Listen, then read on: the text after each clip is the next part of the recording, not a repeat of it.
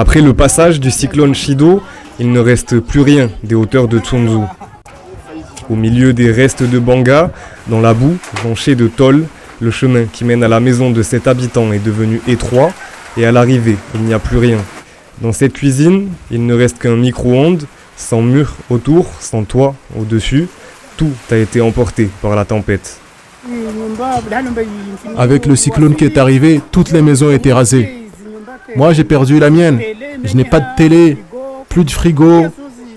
Tout est parti. Moi, j'ai juste sorti mes enfants pour les amener à l'école.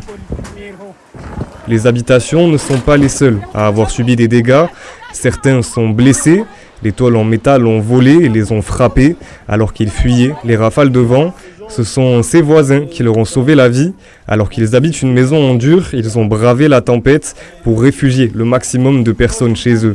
Ils ont porté une personne handicapée, incapable de bouger et blessée au visage, avant de la mettre à l'abri et d'y fournir les premiers soins. Elle est blessée, même dans la bouche là, c'est blessé.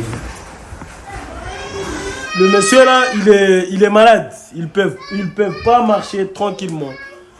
Du coup, on a fait tout ce qu'on peut. Il est blessé là, tu vois là. Et dans la bouche aussi, il est blessé par les tôles. Du coup, on a fait tout ce qu'on peut pour amener ici. Et là, il est là. On a fait le premier secourisme. Plus haut encore, au milieu de la boue et des innombrables cases en tôle, des milliers de personnes sont sans abri. C'est le cas de cet épicier, son magasin s'est envolé. Il ne reste que les vestiges de son frigidaire avec quelques restes de viande. Depuis plusieurs heures, il fouille, soulève les tôles pour tenter de récupérer les sacs de riz et tout ce qui est encore utilisable afin de les amener en lieu sûr. Le Dieu a voulu ainsi. Après la tempête, vous constatez tout ce que j'avais sont complètement perdus.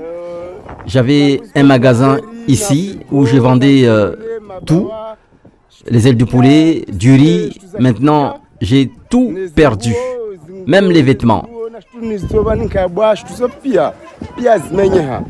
Dès la fin de la tempête, tout le monde a tenté de réparer, de déplacer les tôles pour se frayer un chemin, de couper les arbres tombés par terre pour accéder aux vestiges de leur ancienne vie. Ils ne savent pas où ils vont dormir dans les prochaines semaines.